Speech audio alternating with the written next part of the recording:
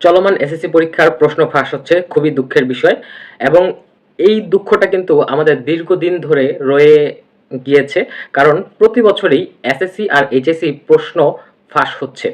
যে দেশে বিসিএস পরীক্ষার প্রশ্ন ফাঁস হয় সেখানে এসএসসি আর এইচএসসি এক্সামের প্রশ্ন ফাঁস হবে না, এটা হাস্যকর। এখন আমি আপনাদেরকে বলছি যে এই প্রশ্ন আপনি কিভাবে পাবেন? আপনার তো এই প্রশ্ন পাওয়া দরকার। এটা তো একটা মাধ্যম দরকার। কিন্তু কিভাবে পাবেন? কিন্তু এখানে আরো কিছু প্রশ্ন আছে।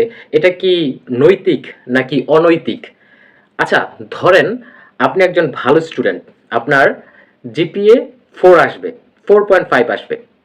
আরেকটা খারাপ স্টুডেন্ট, তার জিপিএ আসবে 2.50। এখন আপনি পরীক্ষা দিচ্ছেন, সেও পরীক্ষা দিচ্ছে। রেজাল্টের পরে যে দেখলেন সে আপনার থেকে বেশি পেয়েছে, সে পেয়েছে জিপিএ 5 আর আপনি পেয়েছেন 4.50। তো আপনার মেধাটা এখানে কাউন্ট হচ্ছে কোথায়? আপনি তো তার থেকে পিছিয়ে আছেন, সে তো আপনার থেকে এগিয়ে আছে। তাহলে আপনি কি তার সাথে কম্পিটিশন করতে পারছেন? আপনি মেধার দিক থেকে তার থেকে এগিয়ে আছেন, কিন্তু রেজাল্টের দিক থেকে তার কাছ থেকে পিছিয়ে আছেন।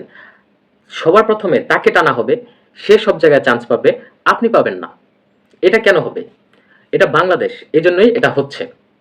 এখন আপনাদেরকে আমি প্রসেসটা বলি যে এই প্রশ্নগুলো কিভাবে আউট হয়। দেখেন, প্রশ্ন আউট করা কিন্তু নিচের মানুষদের কাজ না। প্রশ্ন আউট করা বড় বড় স্যারদের ব্যাপার, যারা অথরিটি মেনটেন করে তারাই কিন্তু প্রশ্নগুলো ফাঁস করে। বিভিন্ন উপায়ে তারা ফাঁস করে।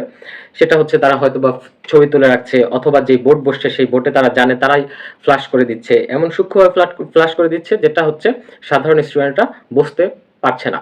কিন্তু আপনি খোঁজ নিয়ে দেখেন, তাদের ছেলেমেয়ে যারা আছে, তাদের আত্মীয় স্বজনের ছেলেমেয়ে যারা আছে, তারা কিন্তু ঠিকই গোল্ডেন প্লাস পেয়ে যাচ্ছে। এবং তারা কিন্তু এটা দিয়ে বিজনেসও করছে। কিরকম বিজনেস করছে? সেটা হচ্ছে তারা কিন্তু এই প্রশ্নগুলো সেল করছে পুরো বাংলাদেশের যেই এসএসসি পরীক্ষা হচ্ছে, যতগুলো বোর্ড আছে, সবগুলো প্রশ্ন সেল করছে এবং বিপুল পরিমাণে অর্থ তারা ইনকাম করছে।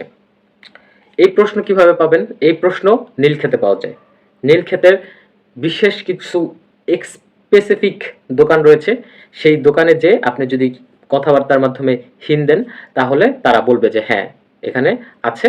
এবং এমন সূক্ষ্মভাবে করা হচ্ছে, সেটা হচ্ছে আপনার কাছ থেকে পরে টাকা নিবে, বা আপনার কাছ থেকে প্রথমে অল্প কিছু টাকা নিয়ে নিল, পরে আপনি হচ্ছে পরীক্ষা দেওয়ার পরে রেজাল্ট মিললে তখন হচ্ছে আপনি টাকা দিবেন। দেখেন, একবার যদি তারা হুকটা কিভাবে করে, একবার যদি আপনি হচ্ছে প্রশ্নটা হুবহু মিলে যায়, বাকিগুলো কিন্তু দিতে আপনি বাধ্য। তার কাছে যাবেনই, তার কাছ থেকে প্রশ্ন নিবেনই। ঠিক আছে? তখন কিন্তু তারা হচ্ছে টাকা আপনার কাছ থেকে অ্যাডভান্সও নিতে পারে বা ডিমান্ড বাড়িয়ে দিতে পারে। প্রথম অবস্থায় তারা দরদাম করে তারপর হচ্ছে প্রশ্ন বিক্রি করে, আপনার সাথে একটা ডিলে আসে। কিন্তু এটার চাহিদা দিনকে দিন বাড়ে, যখন আপনি দেখবেন যে আরে, আমার তো এমসিকিউ পুরোটা মিলে গেছে, আমার তো সিকিউ সবগুলো মিলে গেছে, তাহলে আপনি টাকা দিতে তো আপনার কোনো সমস্যা নেই। আপনি যদি ফ্রিতে প্লাস পাচ্ছেন, তাহলে আপনার সমস্যাটা কোথায়? এই হচ্ছে এসএসসির অবস্থা, এইচএসসির অবস্থা।